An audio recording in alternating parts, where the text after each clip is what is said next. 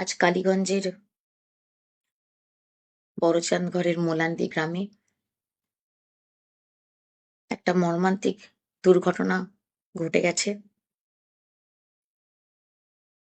যেখানে একটা নিষ্পাপ ফুটফুটে 11 বছরের মেয়েকে প্রাণ হারাতে হয়েছে। এই ঘটনায় আমি মানসিকভাবে ভীষণ বিপর্যস্ত, মর্মাহত এবং ক্ষুব্ধ। আমি প্রশাসনের সঙ্গে কথা বলেছি,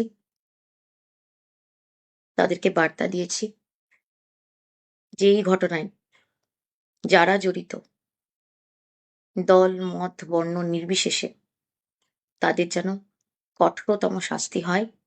প্রশাসন যেন খুব তাড়াতাড়ি তাদের বিরুদ্ধে ব্যবস্থা নেয়।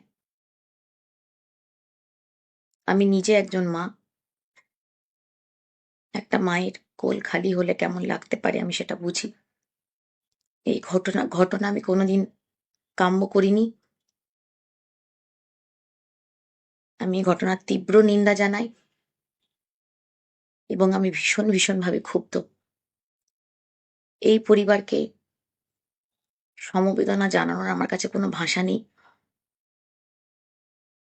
আমার দ্বারা যতটা সম্ভব হবে আমি এই পরিবারের পাশে থাকবো এবং আমার এটা দায়িত্ব যেন ভবিষ্যতে এই ধরনের বোমাবাজির ঘটনায় কোনো ছোট্ট শিশুকে প্রাণ না হারাতে হয়, সেটা আমি দেখব এবং প্রশাসনের সঙ্গে আলোচনা করব।